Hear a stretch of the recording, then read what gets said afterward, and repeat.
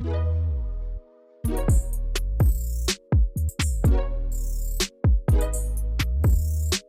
those of us who are being introduced to this for the first time, what is the Wesleyan Quadrilateral exactly? That's a good question. There's some debate over whether or not there's a quadrilateral out there, but actually the term quadrilateral was formed or first articulated by a Wesleyan theologian from Southern Methodist University, Albert Outler.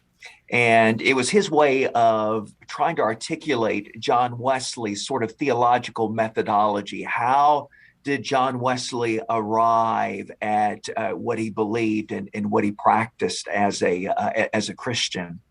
And what Outler recognized, of course, for John Wesley, foundational was the scriptures. The scriptures are the foundation for all matters of faith and practice. But then how does one go interpreting the scriptures, especially in those passages of scripture that are difficult or disputed?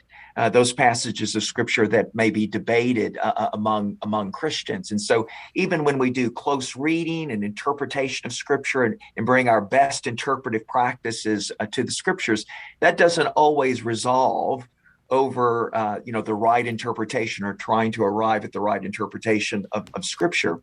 And so Wesley believed that you could employ three other sources at arriving at the right interpretation of scripture. Next for Wesley to scripture is the tradition of the church. And John Wesley recognized that the Bible was written for the church and was meant to be read in the church and meant to be interpreted in the church. So our Wesleyan tradition has been very concerned about reading the scriptures in alignment with historic Christianity. At first, that has to do with what we might call historic Christian orthodoxy, that which has been universally embraced within Christianity. And then also the tradition of what we might call evangelical Protestant theology. And then even more particularly within what we would call the Arminian tradition as well. So reading the scriptures, interpreting the scriptures, understanding the scriptures in light of the tradition of the church. And then a third scripture and then tradition. And then the third is for Wesley, reason.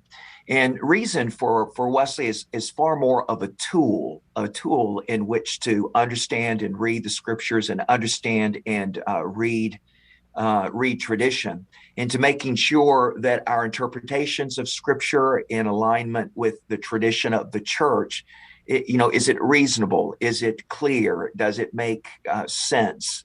And so there should be a logical, coherent, sort of understanding or interpretation of the scripture that's in alignment with the clear teaching of scripture and in regard to the tradition of the church. So that's the third. And then the fourth, the quad, is experience.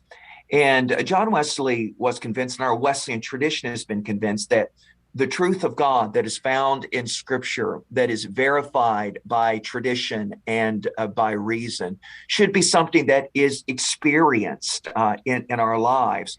If it's not experienced in our lives, then it's simply dead orthodoxy. It doesn't arrive the level of what Satan and the demons experience. I mean, Satan and the demons have all the right theology in the world, but it doesn't change them at all. And so Wesley was concerned about dead orthodoxy. He saw too many Christians who had all the right beliefs and all the right interpretations, and sometimes even the right practices in Christianity, but it was a form of dead orthodoxy.